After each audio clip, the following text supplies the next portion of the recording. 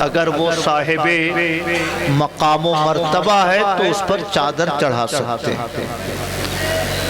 یہ جہاں شرعی طور سے قبر ہو وہیں کے لیے یہ احکام ہیں۔ اس لیے عام طور سے آپ نے اپنے علماء کو دیکھا ہوگا کہ وہ کربلا پہ نہیں جاتے، فاتحہ پڑھنے نہیں جاتے، چادر چڑھانے نہیں جاتے۔ بہت ساری جگہوں پہ تو جھگڑا ہو جاتا ہے امام صاحب سے، کیوں نہیں جائیے گا؟ وہاں سے فون آتا ہے، ہمارے گاؤں کے لوگ دباؤ ڈال رہے ہیں کہ کربلا چلنا ہے۔ تو میں سمجھاتا ہوں لوگوں کو کہ بھائیو، جس کو ہم کربلا کہتے ہیں وہ حقیقت میں کربلا نہیں ہے۔ جیسے مدینہ شریف ہم لوگ جاتے ہیں، مکہ شریف جاتے ہیں حج کرنے، 2.5 سے 3 لاکھ روپیہ خرچ ہوتا ہے۔ کم سے کم 2 لاکھ مسلمان جاتے ہر سال۔ اب 2 لاکھ کو 3 لاکھ میں ضرب دیجئے تو کتنا پیسہ ہوگا؟ کئی 100 کروڑ ہو جائے گا نہیں؟ تو اب کوئی سماج سیوی کہے کہ لوگ اتنا 100 کروڑ خرچ کر کے مکہ شریف جاتے ہیں حج کرنے، کیوں نہ ایک خانہ کعبہ ہم یہیں گڑھوا اچری میں لا کے بنا دیں؟ لوگ یہیں پر طواف کر لیں، یہ پیسہ بچے گا تو ہزاروں غریب بیٹیوں کی شادی ہو جائے گی، ہزاروں بے روزگار مسلمانوں کو روزگار مل جائے گا۔ وہاں جانے کی کیا ضرورت ہے؟ ہمیں خانہ کعبہ یہیں اچری میں لا کے بنا دیتے ہیں۔ اگر کوئی بنانا چاہے تو قبول کریے گا؟ قبول کریے گا اس کو؟ نہیں نہ قبول کریے گا؟ نہیں، خانہ کعبہ وہی ہے جو مکے میں۔ کوئی یہاں سونے کا بنا دے، چاندی کا بنا دے، وہ ایک عام گھر تو ہو سکتا ہے مگر خانہ کعبہ نہیں ہو سکتا۔ مدینہ شریف ہم لوگ جاتے ہیں، عمرہ میں بھی ہم کو اور آپ کو جانا ہو تو کم سے کم 50 سے 60 ہزار خرچ ہوتا ہے۔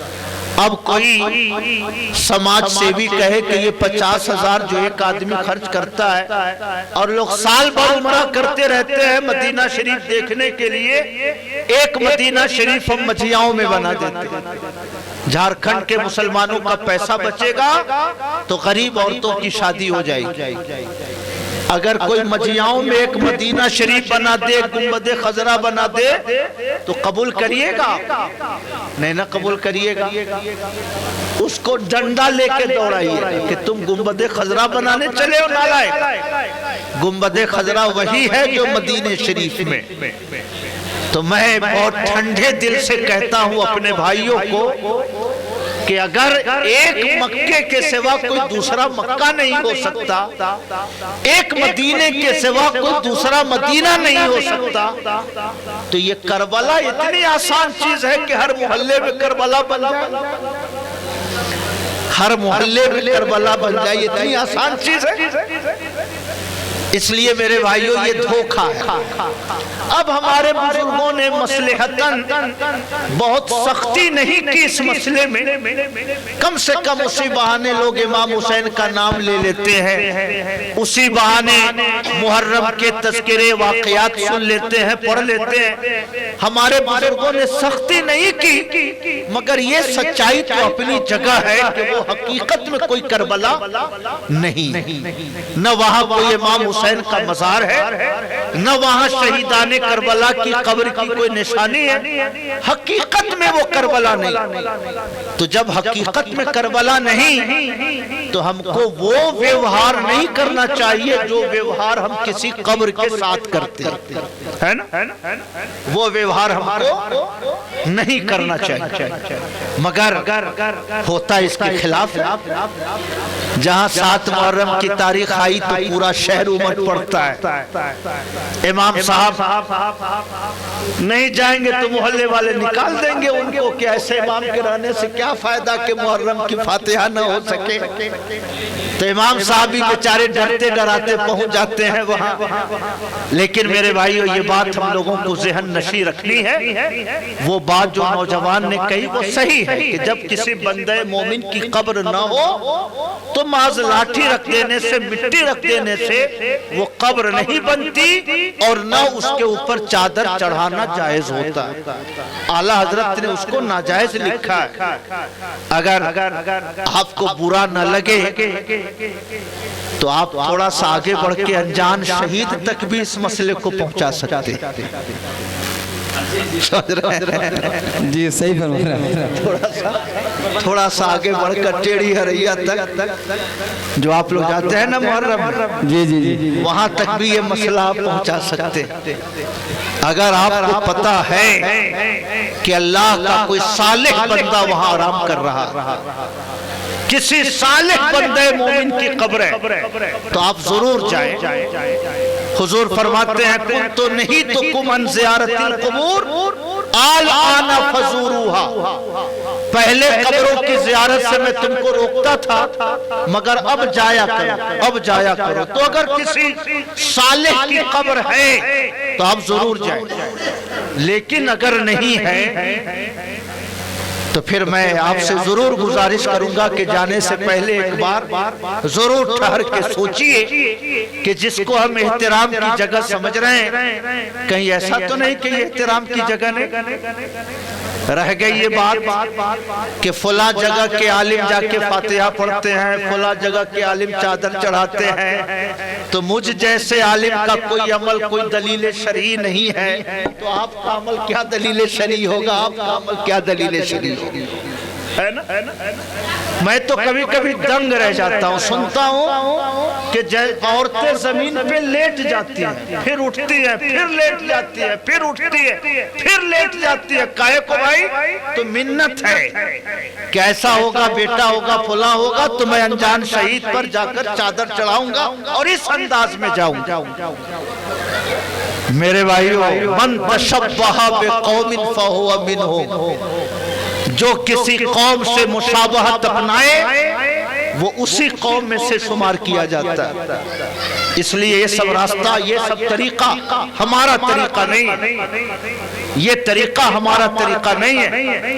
اس لیے میں یہ تو نہیں سمجھتا کہ آپ اول روز سے ہی میری بات مان جائیں گے، مگر میں یہ ضرور سمجھتا ہوں کہ اگر میرے گھر کی مائیں بہنیں جو یہاں پہ بیٹھی ہیں، ماؤں بہنوں نے یہ بات سمجھ لی تو انشاءاللہ وہ آپ کو سمجھا لیں گی، آپ سمجھ گئے تو انشاءاللہ ان کو سمجھا لیں گے، اور وہاں جانے سے 1000 درجے بہتر ہے کہ گھر پہ رہ کر ایک پارہ قرآن شریف کا پڑھ کر اسے شہدائے کربلا کی روح کو ایصال ثواب کر دیجئے۔ سبحان اللہ سبحان اللہ۔ اسے 1000 درجے بہتر ہے کہ کسی پڑوس میں رہنے والے غریب کو کھانا کھلا دیجئے اور نیت کر لیجئے کہ مولا اس کا ثواب شہدائے کربلا کی روحوں کو عطا فرما دے۔ ہے نا؟ ساجد بھائی، میرے بھائیو، یہ دلیلی ہے نا گاؤں دلیلی، دلیلی کے بغل میں، دلیلی مسجد کے بغل میں ہمارے ڈاکٹر صاحب کا مکان۔ ڈاکٹر صاحب کے گھر کی کوئی خاتون اگر نماز پڑھنے کے لیے مسجد میں جانا چاہیں تو محلے والے قبول کریں گے اس کو؟ نہیں نہ قبول کریں گے۔ کیوں؟ جیسے نماز مردوں پہ فرض ہے ویسے ہی عورتوں پہ فرض ہے، جیسے نماز عورتوں پہ لازم ویسے مردوں پہ لازم۔ مسجد خدا کی عبادت کا گھر تو کوئی مردوں کے لیے فکس ہے وہ؟ اگر ہمارے گھر کی کوئی بہو بیٹی جا کے نماز پڑھنا چاہے تو آپ کو پرمیشن دینا چاہیے، آپ کو اجازت دینی چاہیے، مگر نہیں دیں گے نہ ڈاکٹر صاحب کے گھر کی عورتوں کو نہ ہمارے گھر کی بہو بیٹیوں کو، آپ نہیں جانے دیں گے۔ اگر ایک عورت مسجد میں چلی گئی نماز پڑھنے تو پورا محلہ کھڑا ہو جائے گا کہ ایسا نہیں ہو سکتا۔ بلے سے راستے کا فرق ہے، ادھر گھر ہے ادھر مسجد ہے، 10 فٹ کا گیپ ہے، مگر ادھر کی عورت ادھر آ کے نماز نہیں پڑھ سکتی۔ سبحان اللہ، ایک عورت فرض نماز پڑھنے کے لیے اپنے گھر کے بغل میں جو مسجد ہے اس مسجد میں نہیں جا سکتی، فرض کام کر کرنے تو دلیلی چھوڑ کر ہی 5-7 کلومیٹر ٹیڑھی ہریا نفل کام، اور وہ بھی نفل زبردستی ہم اور آپ کہیے گا، ایک غیر نفل کام کرنے کی اجازت ایک عورت کو ہو سکتی ہے؟ نہیں ہو سکتی۔ اس لیے کسی بزرگ سے کسی نے پوچھا، حضور اگر کوئی عورت مزارات پہ جائے تو کتنا ثواب ملے گا؟ تو بزرگ نے فرمایا یہ مت پوچھو کہ کتنا ثواب ملے گا، یہ پوچھو کہ اللہ کی لعنت کتنی برسے گی اس کے اوپر۔ مگر آپ لوگ کہیے گا کہ یہ قاری رضوان صاحب نے اچھے مولانا صاحب کو بلایا، مگر میں دین کی بات آپ تک نہ پہنچاؤں تو آپ سمجھیں گے کیسے؟ پہلے آدمی سمجھتا ہے، پھر دل میں شوق پیدا ہوتا، تیسرے مرحلے میں اس کے اوپر عمل کرتا۔ اگر ہماری 2 بہنوں نے بھی قبول کر لیا اور 5 بھائیوں نے بھی قبول کر لیا، میری بات سمجھ میں آ گئی، تو میں سمجھوں گا کہ میری محنت بھی وصول اور آپ حضرات کی محنت بھی وصول ہو جائے۔ سبحان اللہ، سبحان اللہ۔ کسی کی جے وجے ہم کیوں پکاریں، کیا غرض ہم کو؟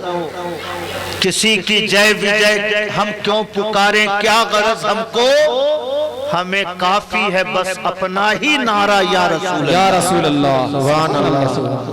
میں دعا کرتا ہوں اللہ پاک آپ سب کو جزائے خیر عطا فرمائے۔ بہت دنوں سے دلیلی کا نام سنتا تھا۔ ڈاکٹر صاحب کے جو چھوٹے بھائی ہیں ماسٹر حسین، وہ ہمارے ساتھ پڑھتے تھے، مجھے ایسا لگتا ہے کہ ہم سے جونیئر تھے مگر رہتے تھے ایک ہی کمرے میں، تو بہت دنوں سے جانتا تھا کہ مولانا حسیب صاحب کا گھر دلیلی میں ہے۔ اگر قاری رضوان صاحب اس گاؤں میں نہ آئے ہوتے تو شاید اس گاؤں کی حاضری کا شرف نہیں مل پاتا۔ خیر اللہ کا شکر ہے کہ آپ حضرات بہت ذوق و شوق کے ساتھ یہاں تشریف فرما رہے۔ اللہ پاک آپ سب کو جزائے خیر عطا فرمائے۔ کون ہے ساجد؟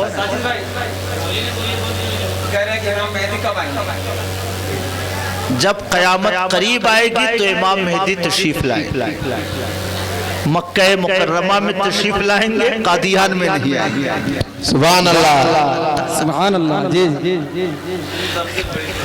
یہ جاہلوں کا دھوکہ ہے، یہ شیطان کا ایک وار ہے۔ اس لیے ہم سب کو کسی اس طرح کے فطور میں نہیں پڑنا ہے۔ جو ہمارے پیغمبر نے حدیثوں میں ارشاد فرمایا وہی ہماری رہنمائی کے لیے کافی ہے۔ میں دعا کرتا ہوں اللہ پاک آپ سب کی حاضری کو قبول فرمائے۔ خواجہ غریب نواز رضی اللہ تعالیٰ عنہ کے عرس کی مجلس آپ حضرات نے سجائی، اور اسی ضمن میں اور بھی کچھ دین کی باتیں آپ حضرات کے سامنے پیش ہوئی۔ اللہ پاک ان تمام باتوں کو قبول فرمائے۔ اگر کسی بات میں، کسی آیت کے پڑھنے میں، کسی حوالے میں کوئی غلطی ہوئی ہو تو اللہ رب العزت اسے معاف فرمائے، اور اس مجلس کو قبول فرما کر اللہ پاک ہم سب کے گناہوں کو معاف فرمائے۔